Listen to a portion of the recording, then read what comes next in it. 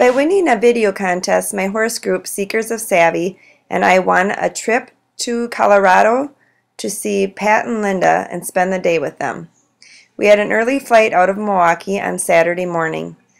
Linda surprised us all by sending us our humanality, horsenality match reports. Can you guess what horsenality Lori, Debbie, and Jeanette are? It was no surprise that they were all right brain extroverts. I read my report, and I couldn't believe that I too was on the border of being left brain and right brain extrovert. How can I be right brain? The girls had to console me about this for a while, but in the end, we were all happy with who we are. We read up on how to better relate to our horses and to be ready for our trip to Colorado.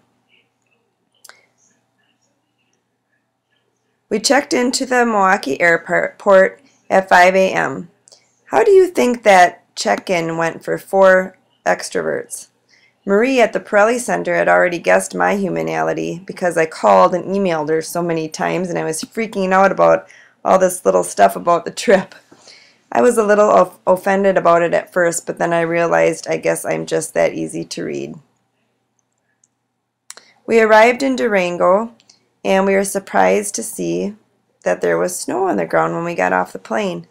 We had left Wisconsin and it was 60-degree weather, and we come here and it's snowing. We got our rental car and we were all set to go. They tried to convince us that we needed an SUV, but we're from Wisconsin. We know how to drive in snow without an SUV. We extroverts don't feel we need an SUV, and we're pretty sure we don't need maps of Durango either. We have time to kill over the weekend, so we go shopping in Durango. Debbie is glad that we aren't going to be eating at this outdoor cafe. We found a great Mexican restaurant right on Main Street. We are ready to head for Pagosa Springs, and once again the girls are showing their true colors. The sensible one is holding the camera. We didn't really mind leaving Wisconsin and ending up in the snow because it was so beautiful. We pulled the car over just to take in some views. Lori hadn't been on a plane since 1988 and had never seen a mountain before, so it was really special for her. And what's a trip without my horse friends without taking some time out to check out the horses? There were some beautiful ranches here in Pagosa Springs. We continued down Highway 160 and we came to Wolf Creek Pass. The sign said we needed chains, so we took Linda and Pat's advice on approach and retreat, and we retreated. We headed back for town, and we tried to decide what we should do next. As right-brain extroverts, we tend to worry about everything, and so we think that maybe it would be a good idea to figure out where the Parelli Center is so we know how to get there on Monday. Maybe I can find Marie and ask her some more questions. We aren't even sure where the Parelli Center is, even though Marie gave me the address. If only there was some sort of sign that would let us know where the office was. Oh, that's what that truck was for. So we wouldn't miss the big green building that Marie had told us about. It's Saturday, but maybe we'll get lucky and find someone in the office to let us in. Lori and Debbie are just itching to find a Parelli store to buy some stuff.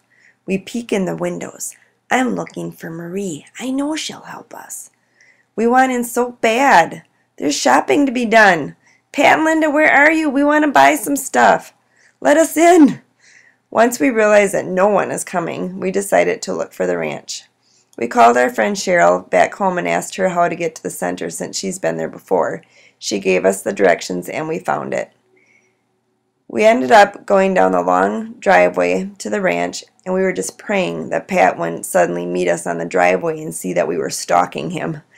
Along the driveway, we saw some elk in the trees, and we wondered if Pat has taught them the 7 games. Monday morning, we decided to reapproach Wolf Creek Pass. We retreated again. Maybe we should have gotten that SUV.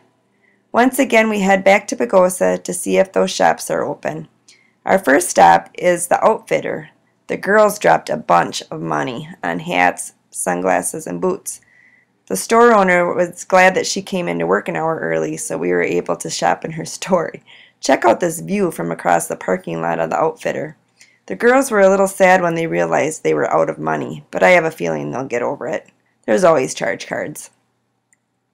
Jeanette and Debbie are the fashion queens and have a lot of fun in the Pagosa shops. Everyone in town is so nice and welcoming, and after going through all the shops, we headed down to the river to get a closer look at the hot springs. We took a lot of pictures down there of the beautiful bridges and the natural hot springs.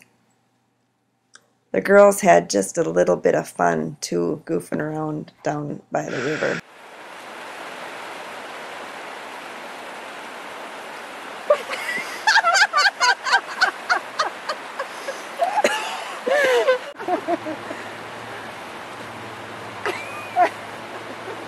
See, she's way better at this than I am. Next, we check out the area and see where we need to go to actually go in the hot springs. We decided this would be a good thing to do, maybe tonight. So this is the place that we picked, the springs, and they have pools from 96 degrees to 105 degrees, and that sounded like heaven to us. But what do we extroverts have a calling to do before we hit the springs? Yep, you guessed it. We're going back to Wolf Creek Pass. The third time was the charm. We made it all the way up the pass and up to the Wolf Creek Ski Resort. We had a fabulous time there and we watched some of the skiers, but some of the locals told us that we better not try to drive any farther. We'll probably be in trouble without an SUV. So we had lunch and then we headed back down to town again. We took some time this time to stop the car along the way and see the scenic outlooks. It was well worth getting out of the car and walking through the snowbanks to get to the scenic views. It was just gorgeous up there. And then it was time to go back down to town and get ready to go to the hot springs. We were in our hotel room and we were getting our suits on, getting ready to go. And Lori Henschel had a little problem with the toilet in the hotel. Cold springs! Time to go to the hot springs! Oh, there it went a little bit. Oh, and there it comes again. More energy. Okay, more energy. Okay, I'll come and help you. Okay, you ready? Okay.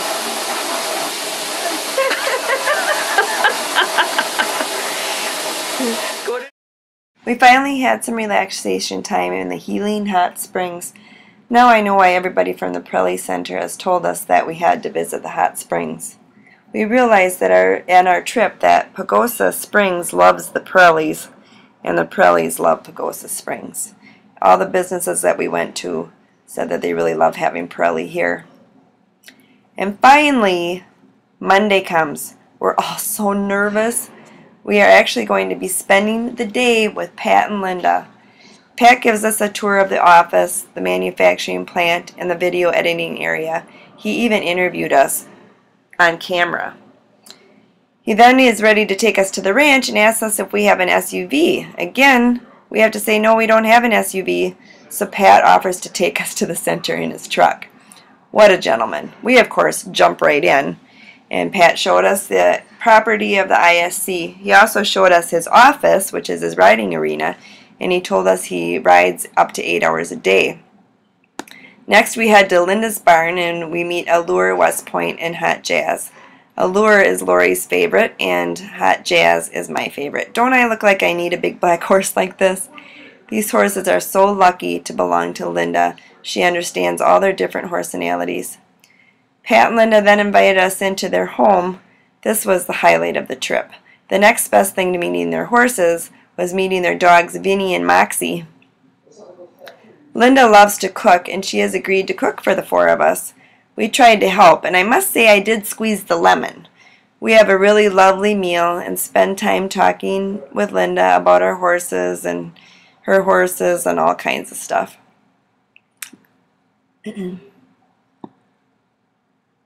They were filming her too for maybe a possible Cooking with Linda segment. Here I'm getting to play with little Vinny.